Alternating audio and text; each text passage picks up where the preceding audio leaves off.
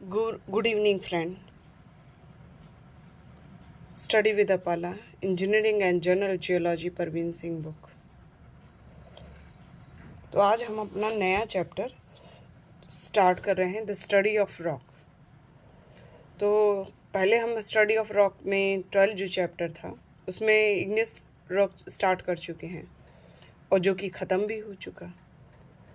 अब हम स्टार्ट कर रहे हैं sedimentary rock. So please listen carefully. I start. तो जैसे हम कोई भी चीज़ स्टडी कर रहे हैं रॉक में, तो अब रॉक में हम क्या देखेंगे उसका उसे टॉपिक में डिवाइड करते हैं, जो कि परवीन सिंह बुक में भी दिया कि उसका इंट्रोडक्शन, यानी कि सेडिमेंट्री रॉक है तो उसके बारे में सारी इन्फॉर्मेशन क्या है, कैसे बनी, कहाँ से स्टार्ट हुई और उसका बेसिक डेफिनेशन, फॉर्मेशन, कब बनी है, किस स्टेज में, फर्स्ट स्टेज है, सेकंड स्टेज है, इन्वायरमेंट ऑफ फॉर्मेशन, कैसा इन्वायरमेंट रहा, टेम्परेचर हाई था, लो था, कितनी डेप्थ थी, कितना, हाँ, और मिनरलॉजिकल कंपोजिशन, कौन कौन से मिनरल हैं, टेक्सचर।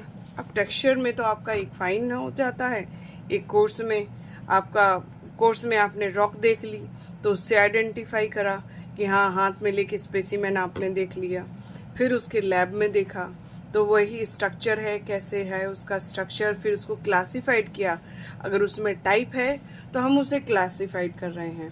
और important sedimentary rock, economic importance की क्या है और उसकी, और बाकी चलो इकोनॉमिक नहीं है तो और उनका इन्वायरमेंट में कैसा इम्पॉर्टेंट है, तो वो है इंजीनियरिंग इम्पॉर्टेंट, वही आ गया, इकोनॉमिक इम्पॉर्टेंट भी कह सकते हैं। तो sedimentary rocks introduction. Sedimentary rock, just wait. Sedimentary rocks are also called secondary rock. This group includes a wide varieties of rocks formed by accumulation of compactions, यानी compact होकर के, and consolidate of sediments.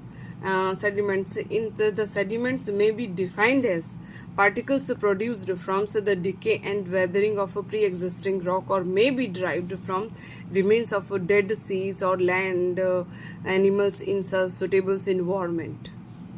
The accumulations and compactions of these sediments commonly take place under water or at least in the presence of water. Availability of sediments or the solid matters making the sedimentary rocks may be from varied source rocks already existing on the surface of the earth at any given point of times, are exposed of the actions of a natural agency, surroundings or operations on them such as atmospheres, wind, water, ice and chemical environment. The net result is breakdowns of these rocks into smaller and still smaller parts, the ultimate size beings of the sediments. These sediments are transported to still small parts, the ultimate size being of the sediments. These sediments are transported to varying distance and finally is deposited in suitable basin. Large depressions on the body of the earth, such as sea and oceans floors, take and lakes and rivers beds. Some sediments may be derived as participates or evaporites from the springs, lakes, and more often from the lagoons, bays, and sea waters, animals, and vegetables. Sorry, please. Look.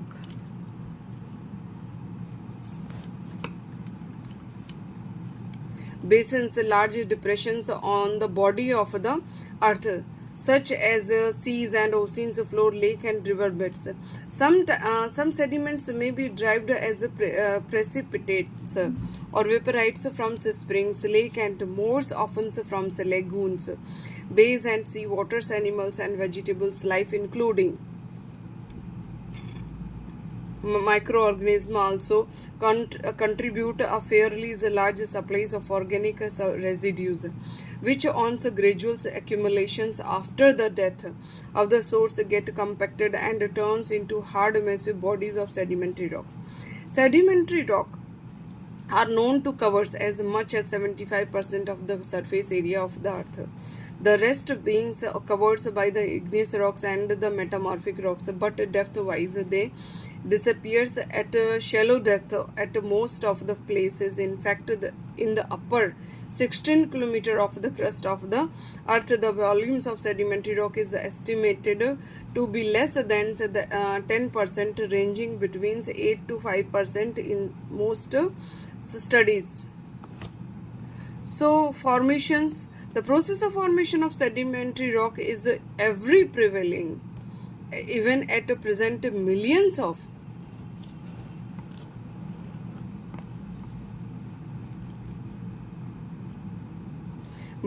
tons of existing rocks are broken every year in different areas of the earth by natural process. The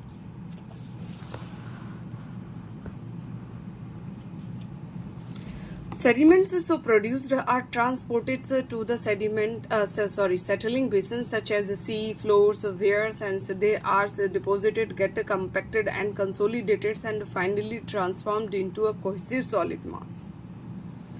That is the sedimentary rocks. Similarly, millions of sea and oceans organisms and perish every month, and their hard parts are accumulated things at the floors of these water bodies, and these hard parts gradually get compacted and converted into sedimentary rocks of a different origin. Some chemical processes, especially evaporations and precipitation, regularly operate on surface of the earth water bodies containing dissolved salts and produced solids that settle down in those bodies. Here is another types of sedimentary rocks being formed, and similarly processes are believed to have operated right from the beginnings of the earth as a distinguished planet of the solar systems. Hence, at present formation of sedimentary rock has to be explained with a specific reference to the types of the source of the sediments and particles and the environment in which these materials have been deposited. Sedimentary rocks are broadly grouped into three classes on the basis of their mode of formations: mechanically formed or clastic rocks, or organically formed rocks, and chemically formed rocks. In many books, the last two groups are considered as a single class and named as clastic rock. Clastic mechanically formed rocks. A series of well-defined steps are involved in the formation of clastic rock. Decay and disintegrations, as already said, rocks existing on the surface of the earth are exposed to decay and disintegrates by the actions of natural agencies like atmospheres, water, and ice on them.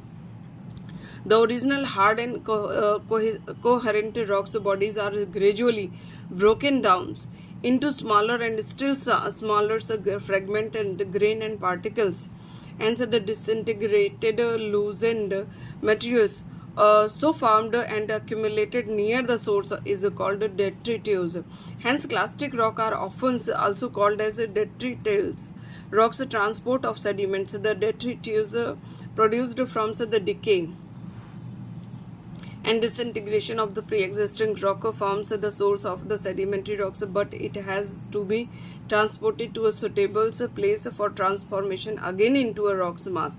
The wind, runnings, waters, and ice in the forms of glaciers are the very strong and common agents of transport for carrying millions of tons of sediments and particles from one place to another, including sea and ocean. The winds transports the sediment from plugged and fields, the deserts, and dry land in series of jumps, saltations, and in suspensions modes, and these loads of sediments are dropped down wherever intercepted by the rains, and the mightiest agents of transports of sediments are of course in streams and and intercepted by rains. The mightiest agents of transports of sediments are of course streams and the intercepted by rains. The mightiest agents of transport of sediment are of course streams and rivers. I forget here. River all terminating into lake and sea. The running waters bodies transport the sediments, load or as bed load, suspended load and dissolved load, all dumped at the settling basins. Ice in the forms of huge moving bodies called glaciers also break the rocks along their bases and sides in valley glaciers, and dumps the same at snow lines, and thereby making large volumes of the plastic load available for further transports by other agencies. It is easy to imagine that millions of tons of load land masses are scratched by these surface agencies is transported to sea and oceans every year and deposited there. Gradual depositions. The sediment is produced through weathering, and erosions are transported to settling basins. These basins may be located in different environments, such as on the continent and along the seashore or in the deep sea environment. And as such, sedimentary rocks formed in different environments will show and different inherent characters in the continental environment may be included. The glacial deposit, the fluvial deposit, the glaciofluvial deposit, and the aeolian deposit, each type giving rise to a definite types of sediments accumulations.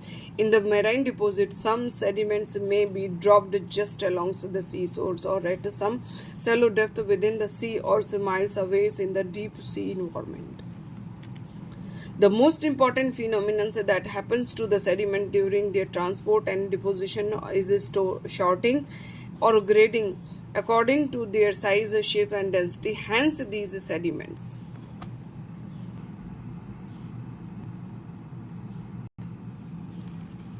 get deposited in the forms of layers. In most cases, depositions generally take place under ordinary pressure and temperature condition. The sediment deposit in the settling basin gradually get converted to cohesive, hard and massive rocks formations through the process of compaction, consolidation and cementation, which is collectively known as diagenesis.